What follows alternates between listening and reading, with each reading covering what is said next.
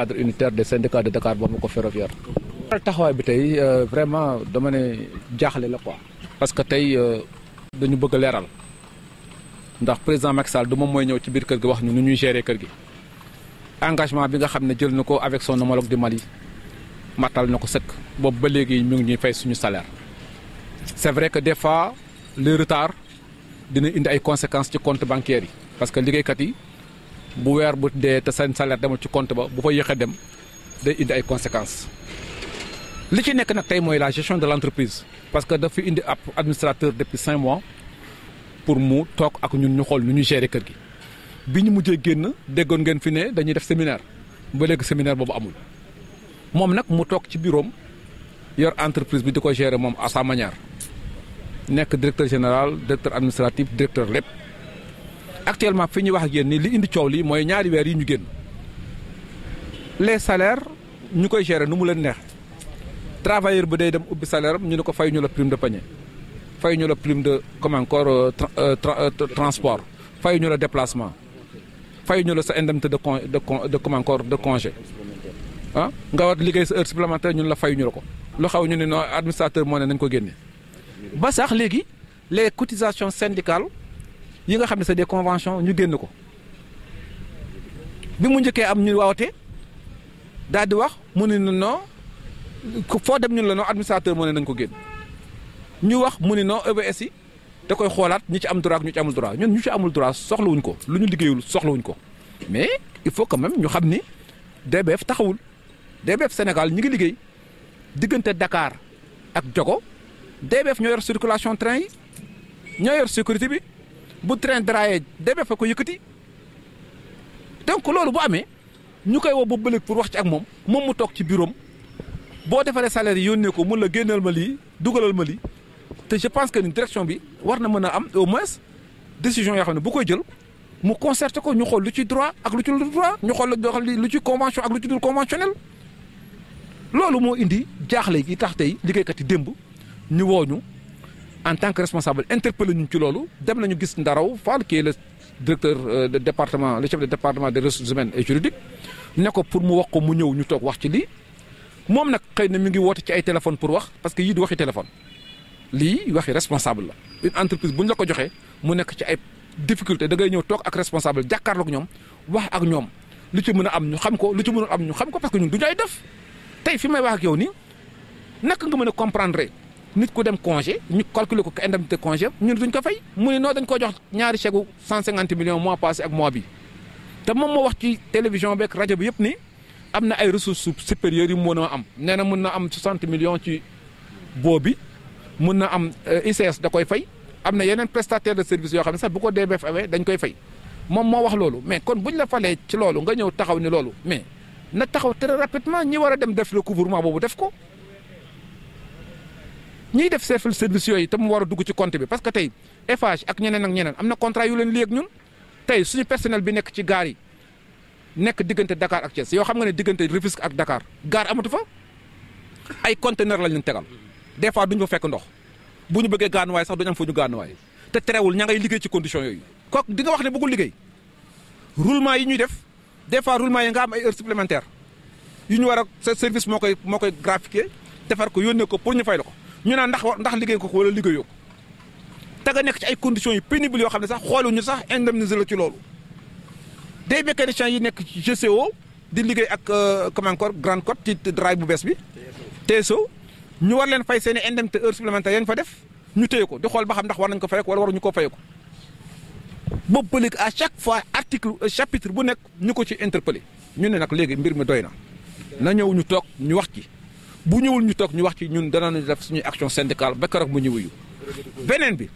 ñu bëgg a leeral parce que tamit nit ki mënul dem hôpital parce que ñun amatuñu woon prise bu njëkk da nga doon dem hôpital ñu jël la en charge boo paree entreprise bi fay 4/5 bi yow nga fay 4/5 entreprise fay 4/5 nga fay 1/5 léegi amatuñ ko da ngay dem hôpital am sa urgence léegi dem fay boo fayee ñëw indi sa facture ñu war la rembourser sa 4/5 dara France te loolu yëpp prédécesseur am da ko doon fay moom mu ñëw du ko fay donc loo xam ne droit la soo ne doo ko fay da nga naan mënuma ko ndax nangam mais boo ne taxaw la lànk fayoo ko ba noppi toog ak ñi ko war a ñi ko yor wax ko mais dama ne y' a problème loolu moo tax aussi ñu bëgg attirer attention président Macky Sall ci relance bi mu wax en avril foofu tamit am na ci jiixi jaaxa parce que tamit suñu yéene moo doon ñun tey ñu xëy commencé dem ci chantier yi di liggéey mais bu ñu nee train bi dana reprendre avril te fi ñuy wax ak yow nii gisaguñu benn dispositif bu wane ni ñu ngi jëm ci loolu. on est en mois d'avril de mars raay bi dafa dagg depuis ci taw daaw ba léegi waxuñu xaalis bi ko waroon dekk pour defar ko tey DBF gestion wu kii la nu mu tuddati binational la ñaari état ñoo ko séq Mali ña ngay wax waxi G5 seen société de patrimoine bi ñu fa teg barki démb waxatu sax waxi DBF mi ngi empiété sax DBF dans sa gestion donc loolu moo tax ñu bëgg attirer président Macky Sall attention c'est-à-dire ñu naan kilifa bu waxee souvent dañuy naan ah la mu waxoon kat ndax am naam amul donc bala ñu caa yegg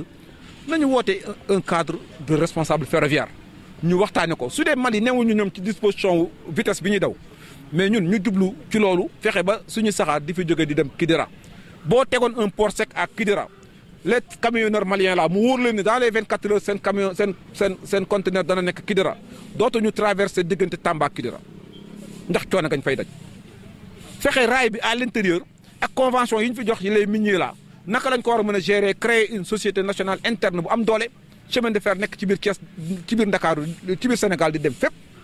di dem Tamba di dem Kidira di dem Ziguinchor loolu mooy yéene cheminots yi loolooy bëgg-bëggu askan wi mais loolu dañ ci war a jublu mi ngi bëgg a yàgg depuis 1 an et demi ñu ngi nii sans arrêt et là je may répété waat que ñiy wax naan dañuy liggéey dañ leen di fay te liggéey ñu nañu arrêté wax googu ndax ñun jëluñu woon décision casser la constitution état moo xool ni kam ko yoroon baaxul mu nangu ko ci moom jël ay dispositions yu mu accompagner transition yi ba keroog mu koy jox un privé nañu nekk ci loolu suñ ko mënul mais nañu def lancer appel d'offre am na ñoo xam ne ñu ngi yor seeni milliards boobu ba léegi ba ñu waxee rupture contrat bi gis nga ñu taxoon na ay 500 milliards ñi naan ay 800 milliards nañ ko def ñu ñëw toog ñu mën a toog ci kër gi liggéey ñu mënul toog ñu fay leen seen xaalis ñu dem mais bu ñu nekk di wër-wërloo. ce point de presse pour clarifier parce que aujourd'hui la situation actuelle c'est un problème de gestion interne et là nous voulons préciser que le président Macky Sall a vraiment respecté son engagement par rapport à son homologue du Mali parce que il était retenu qu'à la suite de la résiliation du contrat que les salaires seront retenus jusqu'à la mise en place du nouveau chemin national. Et là, il faut retenir qu'il l'a respecté. Malheureusement, quand même, des fois, vous nous entendez quand même des fois crier un peu les retards qui ont quand même des conséquences fâcheuses par rapport à nos banques. Parce que nous sommes domiciliés dans les banques et souvent, si nos salaires nous sont virés un peu avec du temps de retard, ça cause des problèmes. C'est juste ça. Maintenant, par rapport à la situation actuelle, c'est un problème de gestion interne. Parce que l'administrateur qui est là depuis 5 mois, nous lui avons donné largement le temps pour qu'on puisse s'asseoir et voir comment gérer l'entreprise. Mais malheureusement, s'il veut gérer l'entreprise dans son coin et entre les avions, là, ça devient autre chose. Et malheureusement, ces 2 mois, nous avons constaté qu'il a défalqué dans nos salaires des éléments variables qui sont liés à des prises en charge médicales, qui sont liés à des paiements de supplémentaires, de primes de panier, qui sont liés à des déplacements, des indemnités de congés et même des femmes qui ont les contentieux judiciaires, à savoir les pensions alimentaires, qui sont restées même 4 mois sans percevoir, les cotisations syndicales qui sont conventionnelles, tout ça, il a défalqué des salaires. Et ça fait presque 2 mois, nous l'interpellons sur ce sujet, il nous dit que bon voilà, il fallait voir ce qui en ont droit et ce qui n'en ont pas droit. Et que bon, il a reçu un montant de 150 millions de 2 mois passés, donc les montants ne pouvaient pas couvrir. Non, qu'on se dise la vérité. C'est lui-même qui a dit devant toutes les... Presque, il a reçu, il peut avoir 60 millions supplémentaires de ressources dans l'entreprise. Les GCO et les ICS, les ICS payent la facturation de prestataires de services, les baux, etc. Donc moi je pense qu'aujourd'hui, s'il faut gérer et voir comment accompagner la transition et mieux apaiser le climat social, il faut se remettre au travail. Il faut venir travailler avec les gens. Nous sommes dans une entreprise qui a des structures organisationnelles. Les directions sont gérées par des hommes. Donc même si tu es le directeur général ou l'administrateur général, tu es appelé à collaborer avec les structures et même les représentants du personnel. Aujourd'hui, nous voyons même qu'ils communiquent avec n'importe qui. Et ce qui fait que maintenant, c'est des actes qui vont dans le sens d'affaiblir les mouvements syndicaux. Je pense que ça, il n'a pas compris, il n'affaiblira jamais le mouvement parce que les travailleurs sont là. Et de ce point de vue, nous voulons attirer l'attention du président parce que nous ne doutons pas de son engagement et de sa volonté de vouloir le faire. Mais aujourd'hui, il y a question de réflexion par rapport à nos collègues de Bamako. Parce que le chemin de fer est une entreprise binationale qui est gérée entre les deux États. Aujourd'hui, à Bamako, il parle de la convention de G5. Il parle de même la société de patrimoine qui est récemment mise en place. Et il est en train même de faire des démarches qui sont dans la responsabilité de DBF. Donc, s'ils ne sont pas dans cette même vitesse que le gouvernement malien, sénégalais, mais qu'on n'a qu'à réfléchir dans les perspectives comment gérer maintenant notre société interne. Nous sommes des frères et nous souhaitons que le train soit un train de Dakar-Bamako. Mais aussi, il faut quand même que les deux États puissent prendre leurs responsabilités. Parce que l'arrêt a vraiment duré. Vous avez vu aujourd'hui, les pluies diluviennes de l'année dernière ont endommagé la voie entre Tamba et Kidira. Jusqu'à présent, il n'y a aucun dispositif qui est mis pour réhabiliter cette situation-là. Et si on nous dit que la reprise est imminente et que nous savons que c'est des chantiers qui peuvent durer 3 mois, oui, cette reprise imminente.